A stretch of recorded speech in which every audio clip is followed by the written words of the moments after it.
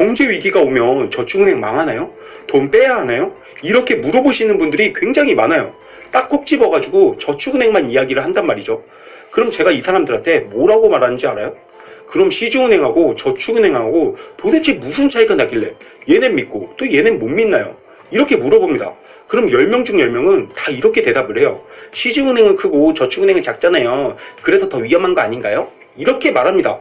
근데요, 이런 논리라면 1997년도에 안 망했던 중소기업들은 뭘까요? 대우가 무너졌잖아요. 얘는 왜 무너졌어? 이런 느낌이에요. 무슨 말인지 알겠죠? 그러니까 이런 막연한 기준으로 판단을 하려고 하시니까 결정을 쉽사리 못 내리시는 겁니다. 거기다가 저축을 해지하면 해지금을 내야 됩니다. 그게 누군가한테 몇십만 원이고요, 몇백만 원이 됩니다. 그러다 보니까 해지금을 딱 보는 그 순간 미친 듯이 막 손이 떨린다니까요? 왜냐면 정말 소중한 내 거니까. 어떻게 번 돈인데. 그래서 못한다니까요. 그럼 어떻게 해야 해? 그래서 잘 판단을 하셔야 된다는 겁니다. 최소한 뭘 기준으로 판단해야 하는지는 알고 판단하시라는 겁니다. 자, 그러면 저축을 해지하는 이런 결정, 뭘 보고 내리셔야 될까요? 바로 부실률이에요. 여러분, 그거 보고 결정해야 된다는 겁니다. 지금 일어난 이 사태의 원인이 뭡니까? 이 경제 위기의 본질적인 원인이 무엇이고 그로 인해서 가장 피해볼 기업들이 어디냐 이겁니다. 이런 질문을 가지고 판단을 하셔야 된다는 거예요. 이렇게 판단을 해야지 내가 산 주식이든 내가 가입한 저축이든 어떻게 처리를 할 수 있는지를 판단할 수 있는 겁니다. 이제 이해가 되시죠? 이걸 판단을 못하고 저축을 해지하고 주식을 판다? 이것보다 미련한 사람이 없어. 정말 그러신 분이 있으면 저기 그냥 무당집 가세요. 무당집 가셔서 내가 저축을 빼야 하는지 주식을 팔아야 하는지 그거 물어보시고 결정하라는 겁니다. 그럼 이번 사태의 본질적인 원인이 뭐라고 이야기했죠? 제가 계속해서 이야기하지만 이 경제 위기는 실물의 문제고 결국에는 신용의 문제라고 말씀드렸습니다. 그 말은즉슨 매출도 줄어들고 그만큼 기업들이 돈을 못 버니까 은행과 투자자가 기업한테 돈을 안 준다는 겁니다. 그러니까 기업들이 망하는 일이 일어난다, 이 이야기입니다. 그럼 여기서 한 발자국을 더 나아가 보죠. 그럼 이 상황에서 가장 큰 문제가 뭐예요? 기업의 부실화예요. 이게 가장 큰 문제라는 거예요. 특히 누구? 소상공인, 중소기업. 얘네들이 가장 큰 문제라고요. 그러면 소상공인이랑 중소기업들이 부실화됐어. 그렇게 쓰러지면 누가 가장 많이 타격을 입을까요? 누구긴 누구야. 얘네들한테 돈을 빌려주고 투자하는 애들이란 말입니다. 제가 저번 영상에도 말씀드렸지만 내 친구가 사업이 망했어. 그런데 걔만 망한 줄 알았더니 같이 망한 애가 있는 거야. 그래서 누군가 봤더니 제약이야. 원준이가 망했는데 제약이도 같이 망한 거예요. 그래서 왜 망했어? 라고 물어봤더니 나 제약 보증서 줬어. 걔한테 투자해버렸어. 이렇게 이야기를 했다고요. 이렇게 소상공인이랑 중소기업이 망하면 같이 망하는 애들이 있어요. 걔가 누구다? 저축은행이다. 이제 이해가 되시죠? 그래서 이 금융권이 이런 경기 침체나 위기 시에 가장 위험한 겁니다. 왜? 얘네가 기업 대출과 신용 대출을 겁나게 해버렸으니까. 사업자 대출을 얘네가 담당했잖아요. 일수라고 아시죠? 매일매일 은행이 시장 상인들한테 가서 대출 이자를 받으러 다녀요. 우리는 한 달에 한 번 대출금을 내지만 이 소상공인들은 매일매일 이자를 냅니다. 이걸 하는 애들이 신협이고 지역농협이고 저축은행이라고요. 그런데 갑자기 소상공인들의 부실률이 높아지면 어떻게 될까요? 돈을 떼어먹힐 확률이 높아진다는 거예요. 경제는 이렇게 보는 겁니다. 얘네가 괜히 이자를 많이 주는 게 아닙니다. 이자를 많이 준다는 거는 바꿔 말하면 내가 이만큼 위험한 회사다. 그러니까 위험한 만큼 이자를 더 줄 테니까 우리한테 돈을 넣어달라. 입금해달라. 이러는 겁니다. 마치 금리라도 올려서 내가 금리 많이 쳐줄게. 돈 좀 줘 제발. 한 7% 줄 테니까 입금 좀 해줘. 막 이렇게 아우성 치는 거랑 비슷한 거란 말입니다. 이게 저축은행과 시중은행의 차이입니다. 자, 저축은행 중앙회라고 모든 저축은행을 통합해서 관리하는 조직이 있습니다. 거기 홈페이지에 저축은행을 소개하는 글이 있어요. 거기에 뭐라고 써있는지 아시나요? 서민과 중소기업의 금융 편의를 도모하고 저축을 증대하기 위하여 설립된 서민금융기관이다. 네, 이게 저축은행입니다. 이제 차이를 아시겠죠? 근데 저는 시작도 안 했어요. 제가 고작 이거 이야기하려고 했겠습니까? 이게 기초예요. 이걸 알아야지 다음에 제가 말씀드리는 것을 누구보다도 더 잘 이해하실 수 있게 됩니다. 그러니까 지금까지 제가 이야기한 거는 투자자 입장에서 이야기를 드린 거예요. 우리가 투자자잖아. 그러니까 저축은행에다 돈 넣을지 시중은행에다가 돈 넣을지 고민할 때 이런 원리를 가지고 저축은행이 괜찮겠지, 아무리 위기여도 나는 괜찮을 것 같아, 이러면 저축은행에 돈을 넣는 거예요. 그러니까 투자자 입장에서 저축은행에 돈을 넣어야 하나 시중은행에 돈을 넣어야 하나 이 고민을 할 때 이 차이로 투자를 했어야 했다는 거죠. 자, 그러면 제가 아까 전에 저축은행은 서민과 중소기업들에게 돈을 빌려주는 기관이기 때문에 경제 위기 시 이들이 무너지면 같이 무너질 확률이 높다라고 얘기를 했습니다. 그럼 도대체 왜 위험할까요? 얘네가 겁나게 위험하게 사업을 해서 그래요. 자, 이게 뭔 말이냐면 저축은행 하면 뭐가 생각나죠? 그렇습니다. 신용대출이 생각나실 겁니다. 산나 오케이 저축은행 이런 거 기억나시죠? 이런 겁니다. 자, 신용대출로 사람들한테 돈을 빌려줘요. 근데 문제는 뭐냐면 신용등급이 높은 사람들은 시중은행으로 간다는 거예요. 그러니까 저축은행에 신용대출을 받으러 오는 사람들은 뭐다? 네, 신용이 낮은 사람들이라는 거죠. 신용이 낮은 사람들의 금리가 몇 프로인지는 아나요? 기본 10%가 넘어갑니다. 그 이하로는 얘네들한테 대출을 해줄 수가 없어요. 왜냐면 지금 최고 금리가 떨어졌죠. 옛날에는 막 8등급, 9등급 이런 애들 금리가 34.9%였어요. 근데 지금 얼마? 24%입니다. 8등급, 9등급 얘네들한테 34.9% 금리를 먹이다가 이제는 24% 먹여야 된다는 겁니다. 왜 얘네들한테 34.9%이 금리를 먹였습니까? 이유는 단순해요. 얘네들 중 대부분이 돈을 줘도 안 갚아. 얘네가 돈을 빌린 다음에 못 갚아. 그럼 얘네 어떻게 하는 줄 알아요? 바로 파산 신청해버립니다. 그러니까 은행들은 순간 뒷박이 오는 거야. 얘네 또 돈 안 갚네? 미쳐버리겠네? 뭐 이러는 거예요. 오죽하면 은행권 안에서 어린 애들이나 신용 낮은 애들한테 돈을 빌려줄 때 부모님 뭐 하시는지 물어봐야 되는 거 아니냐고 이런 말까지 나옵니다. 상황이 이렇다는 거예요. 그런데 이 상황에서 최고금리가 떨어진 거야. 은행 수익성이나 연체율로 봤을 때 원래 얘네들한테는 34.9%를 받고 빌려줬어야 됐어요. 그런데 갑자기 이 최고금리가 27.9%로 떨어지더니 갑자기 24%까지 떨어진 겁니다. 자, 봐봐요. 금리가 무려 12%가 떨어졌어. 근데 위험은 뭐다? 올라갔다니까요. 경제가 안 좋아졌잖아요. 안 망했던 애들도 이자낼 돈이 없어서 망하고 있잖아요. 망하는 애들이 점점 많아지는 거야. 그럼 이 상황에서 여러분 같으면 어떻게 할 것 같아요? 접겠죠? 그만할 겁니다. 더 이상 안 되겠다. 더 하다가 더 망하겠어. 이러다가 반토막 나겠다고. 이러면서 스톱한다고요. 근데 얘네들은 멈출 수가 없는 거야. 도저히 안 할 수가 없는 거예요. 왜 그런지 아나요? 부실률이 커졌는데 여기서 얘네가 신용대출을 멈춰버리잖아요. 그럼 이 부실률이 갑자기 늘어나 버립니다. 그래서 감당이 안 된다는 겁니다. 이게 뭔 소리야? 제가 지금 무슨 이야기를 드린 거죠?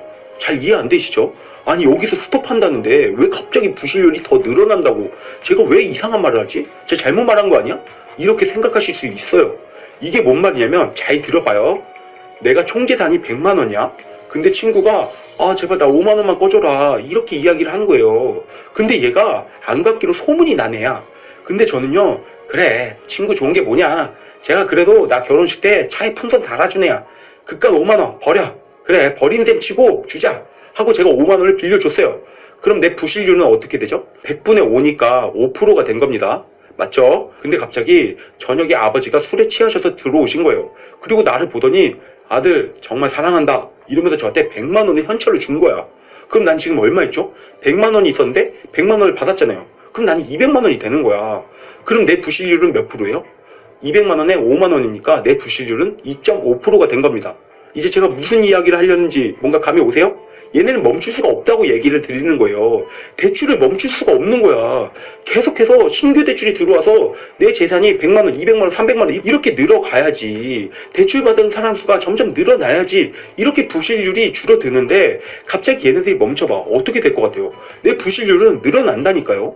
만약에 내가 100만 원이 있는데 50만 원을 와이프한테 뺏겼어. 그럼 내 부실률은 어떻게 되는 거예요?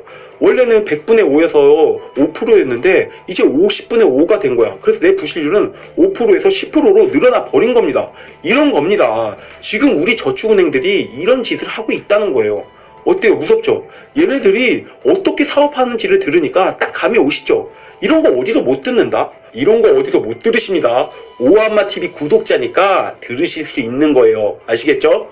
이런 걸 알아야지 여러분들이 판단할 수 있다. 이런 이야기를 드리는 겁니다. 막 저기 가가지고 이거 왠지 저축은행 기분 안 좋은데 막 이러면서 자기 기분이 안 좋다고 자기가 위험하다고 느껴서 그 촉과 그 이상한 거 저기 어디 가가지고 지금 경제 위기라는데 지금 돈 빼야 되나 말아야 되나 막 이렇게 고민하시면 안 되는 거야. 어떻게 고민해야 되냐면 이렇게 막 스마트하게 지금 기업 부실률이 높아진다는데 그럼 얘네 저축은행 사업에 지장이 생길 거고 계속해서 부실률이 높아지면 지금 무슨 판단을 해야 될까? 정부 정책이 무한 양적 완화를 한다는데 지금 상황에서 과연 실효성이 있을까? 이렇게 논리적으로 스마트하게 판단을 할 수 있어야 된다는 겁니다. 무작정 경제가 망하는데 어떡하지? 어떻게 해야 하나? 왜 이러고 계세요? 이제 그러시면 안 된다는 얘기예요.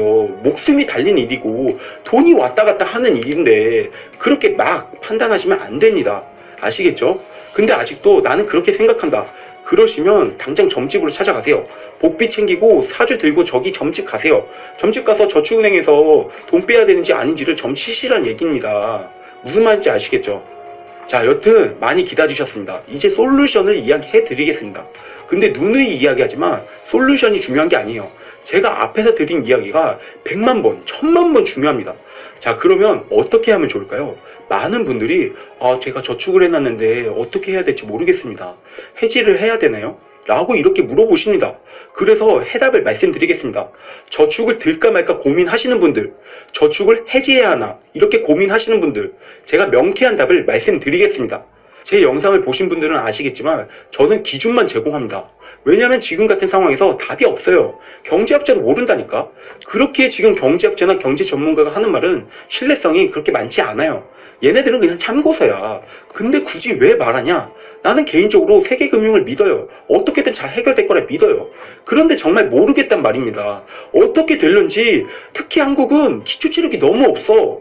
그래서 톡 치면 무너져. 그 유명한 말 아시죠? 사과, 톡톡, 톡, 트로피카나. 우리나라가 지금 트로피카나예요. 아시겠죠? 자, 먼저 제일 쉬운 것부터 이야기 드리겠습니다. 지금 저축은행에 돈을 넣을까 말까 하는 사람들 있죠? 특판 나왔대. 이거 어떻게 돈 넣어야 돼? 이러시는 분들, 아직 은행에 돈 넣기 전이신 분, 넣지 마세요. 그냥 현금으로 들고 계세요. 아시겠죠? 모르잖아. 사람 일을 모르는 거야. 그러니까 지금은 가만히 있는 게 가장 좋은 투자예요. 그냥 현금화해서 집에 갖고 계세요. 그리고 두 번째, 저축은행에 이미 돈을 넣으신 분들, 해약하면 손실이 적어도 30만원 이상이신 분들, 그 밑은 그냥 해약하세요. 그 정도는 뭐 그냥 할만해. 근데 30만원이 넘는다, 100만원이 넘는다, 1000만원이 넘는다, 정말 부럽네. 1000만원 진짜 부럽다. 여튼 이렇게 넘는다, 그러면 예금담보대출이라고 있습니다. 내가 예금하고 내가 저축한 거 가지고 담보대출을 받을 수 있단 말입니다. 그럼 이빠이로 땡기세요. 금리가 그렇게 더 높지 않을 겁니다. 아마 2, 3%대였나? 아마 그래요. 거기다가 이것도 연금리니까 월금리로 하면 당연히 싸죠. 그냥 그렇게 하세요. 기간은 한 두세 달? 아니 5, 6개월? 뭐 이렇게 돈을 이빠이로 땡겨가지고 현금으로 들고 계세요. 제가 계속 얘기 드리지만 지금 상황은 무슨 일이 터져도 이상하지 않다니까요. 갑자기 뭔가 대공황이 왔어.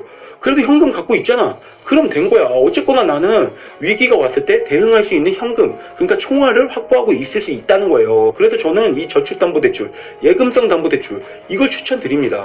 왜냐면 우리 보험 내고 살고 있잖아요. 마찬가지예요.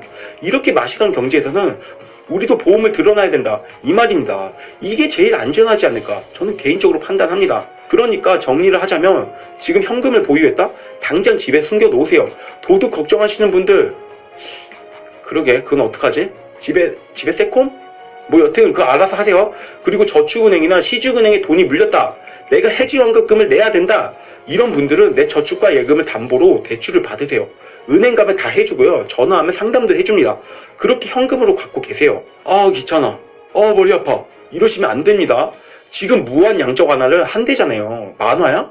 무한은 무슨 무한이야. 지금 만화 같은 일이 생겼는데 괜찮을 거다? 그게 말입니까? 방구입니까? 제 영상을 돌려보세요. 그리고 제가 말한 거를 뉴스에 막 검색을 해보세요. 지금 전 세계가 도박판이 되어버렸기 때문에 가만히 있는 것도 도박하게 돼버린 거예요.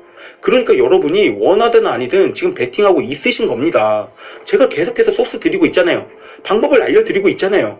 가만히 있을지, 대출을 받을지, 해약을 할지 잘 결정을 하시란 이야기입니다. 가만히 있으시면 눈 뜨고 코 베이게 되는 겁니다. 아시겠죠? 오늘은 여기까지입니다. 시청해주신 모든 분들 감사합니다.